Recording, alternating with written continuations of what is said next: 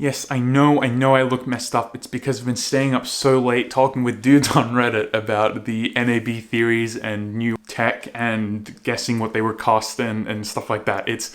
That's why I look so bad. But I just finished watching the Blackmagic Pocket Cinema Camera 4K live stream probably about 30 minutes ago.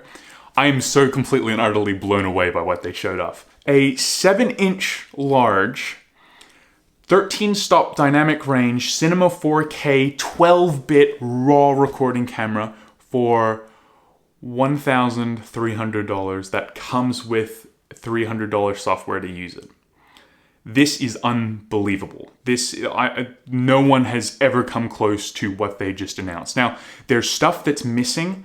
On the website, if you actually check it, they don't tell you the megapixels of the camera, and they kind of don't give you numbers about the camera, which is a little bit bizarre to say the least. Maybe we'll get those in the future. Maybe they're not finalized, because I should really make this and stress this point. This is coming out in September. This is like 6 months away from now. And that really hurt when they said that, because I'm looking at the spec sheet, right? And I'm going 12-bit Cinema 4K, 60 frames a second. This is unreal. And they're like, oh, it's coming in 6 months. Technically, I think it's 5 months. No, yeah, it is 5 months. So we gotta wait this long time to get this amazing looking piece of technology. The specs are incredible. Like I said, there's some stuff missing though. There's no internal stabilization. I think lens stabilization would still work. I feel like they would want that to be a feature, but there's no internal stabilization at all. The screen on the back is still just 1080p, although it's gigantic. It's better than the GH5, so I can't really even dock it for that. But man, the numbers out of this thing are absolutely incredible. I really wish, though, that the companies would start, when they announce a new camera, say like, oh, here's some raw footage from it, by the way. Here's some just raw direct from camera files, so you can mess around with it and see if you like the colors, because I think nowadays that's really what it's coming down to. Though in the future that's not going to be a thing, because everything's going to be raw and that's not going to matter. I cannot believe what they announced today. It is absolutely amazing. They're really giving Panasonic and Sony a run for their money, because you got to consider that their cameras are $2,000 and they come with nothing. They come with the body, and that's what you get. Good luck. Enjoy using it. But they're giving you $300 software at half the price that does 12-bit. They don't even do 12-bit. The GH5 doesn't do 12-bit. It doesn't do cinema. Well, it does. The GH5S does cinema 4K at 60 frames a second, but my camera, the GH5, doesn't. This is amazing. I feel like, I mean, even the audio stuff, because even the original one, people were saying the audio is really bad. If you need audio with this camera, do not buy it. It is really bad, and it's all shaky as well. But they're like, oh, so we heard your problem about the audio. Here's a mini XLR port. Or here's 4 microphones for stereo sound in the front of the camera at the best possible location. They really listen to people's feedback on that. And I can't necessarily fully say that Panasonic and Sony have done it to that extent. They do it, and they make better products. But this is like an answer to every single problem that people had with the first one. That's amazing. But like I said, that the internal stabilization thing has me a bit worried, because if you look at footage of the original Pocket Cinema camera, it is very shaky. Now, the thing is though, I was thinking about this, for that price, you could just buy a gimbal and you'd still be under the cost of a GH5. It is unbelievable. I'm totally shocked at how good that this camera actually looks. Though, I will say, we don't know what the autofocusing system is, which has me a bit worried. Once again, it may not be finalized. We don't know.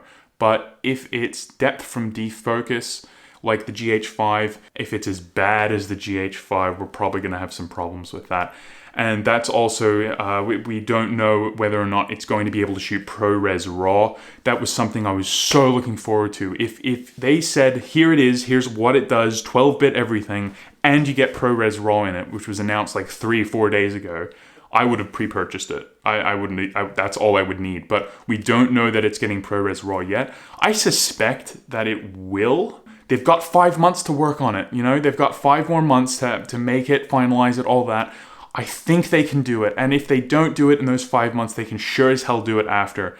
I'm really begging them at this point that they do that. If they put ProRes RAW in, I'm going to replace my GH5. Now, technically, that's not an upgrade technically, because this camera's $2,000. That camera's almost half the price of the camera I'm recording on right now, and it does these amazing things. It feels like you're downgrading because you're buying a camera that's less expensive than the one you actually own. And the fact that I get to use all my lenses with it because it's Micro Four Thirds, they're trying to steal Panasonic's users. And damn, does it feel good. Because, you got to realize competition is always good for the end user, every single time. And man, I'm being persuaded right now. Look, the only way I'm not really going to upgrade to that camera from the GH5 is if the GH5 and Panasonic say, oh, here's a firmware update for ProRes RAW. I imagine that's literally the only way they're going to keep me using the GH5. Wow. I am so utterly blown away by what they've done with this. I think people were expecting 4K at 60, and that would be the big spec. 12-bit Cinema 4K in RAW, unbelievable for a camera priced at this point. I'm in shock. I had goosebumps all over me when I was watching it. What an amazing product. I cannot wait for people to get their hands on this thing and actually shoot with it, because at the end of the day, if the footage doesn't look good, then there's no point in buying the camera. So, things to look out for in the future: megapixel count, autofocus system, and I really would have liked if they added battery charging from portable USB banks. I know Sony does that, Panasonic doesn't. On the Panasonic G9 it actually does, which, man, that pissed me off, because that is such a nice feature, especially considering the first generation had really bad battery life, the first Pocket Cinema camera.